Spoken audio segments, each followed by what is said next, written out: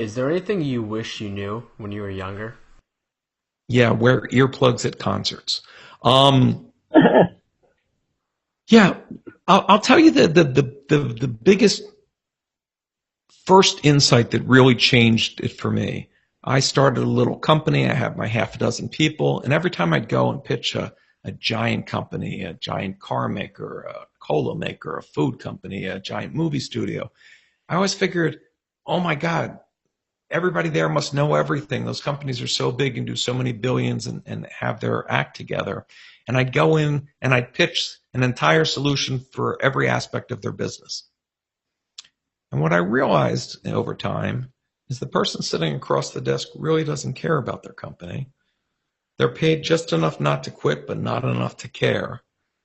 And if you can just solve for that one person, make their life easier, make them look smart to their boss, help them get their promotion, give them something to talk about at Wednesday's marketing meeting, whatever it is, that's all you have to solve for. So I don't go into any of these situations, whether it's the Pope or the president, of what can I sell you? I always start with the same question. How can I help you? You know, God gave us two ears and one mouth. It took me a long time to learn to use them in that perspective proportion. So if you can start realizing that anybody that you're meeting is taking the time to meet because they need help with something. And it's not always a mercenary relationship. I'll do this for that.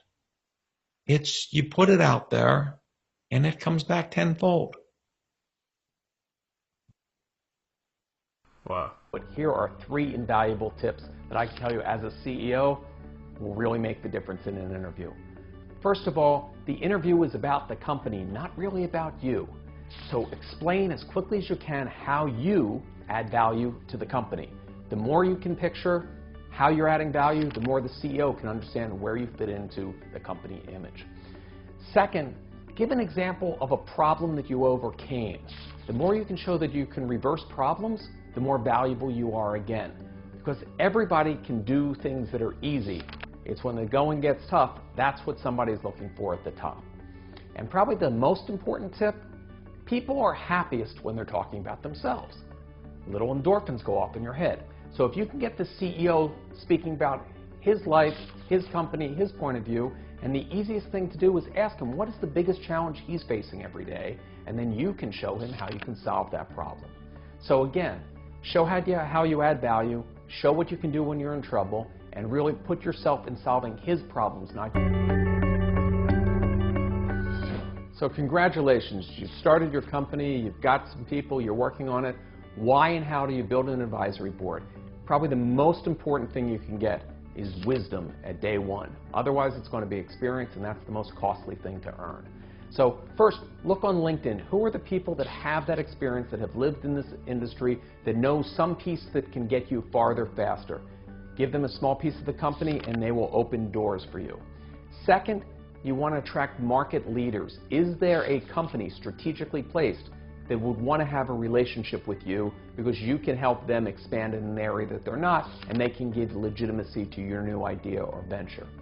Third, look at other boards. The experience of being on a board is very specific, and people that are sitting on boards can help guide you and your company through some of the pitfalls that happen. And lastly, angel investor groups. There are groups that are out there totally organized for the sole purpose of wanting to be on advisory boards.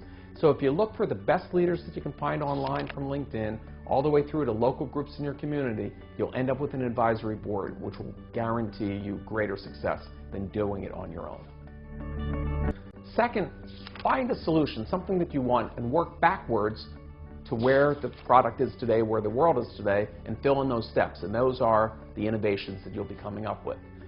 The third and easiest is take yourself out of the industry that you work in and look at how other processes and other businesses operate, and you'll be able to lift ideas and put them into your own world.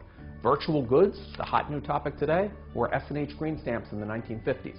It's just taking a business model and shifting it to a new medium. And last, and this will always work, ask a kid. If you ask a child how they would do it, they'll probably give you the shortest point between A and B, and as crazy as it seems, you'll get your best ideas there. So really start thinking outside of the box, look at the world around you, and you'll come up with ways to spur your own innovation. Most startups don't fail because they were a bad idea. They run out of capital, and that's why they fail. So here's 5 funding sources that every startup should build for. First, bootstrap it yourself. Use your own revenue, those of your partners, and look at short-term revenue streams that can help you get started. FedEx actually went and took his money, Fred Smith, to Vegas. I wouldn't recommend it, but that's how FedEx got started. Second, go to family and friends. If you don't have any friends or family that will believe you in your idea, no stranger is going to invest with you. Third, look at vendors that are in your field. If you can get a vendor or supplier and show that you can increase their business, they'll invest in you. Ray Kroc did this with meat packers, and that's how he got the funding for McDonald's. Fourth is grants. The U.S. government has many grant funds for lots of different initiatives that can help you get started, and grants are money that you do not have to pay back nor share any equity. And fifth and last on the list is venture capital firms. Many people go to them first, but they won't go and deal with you unless you've gone through these other steps, because they want to see that you have some traction and other people to believe. So go through this list of concentric circles and ending with the venture capital fund, and you'll end up fully funded.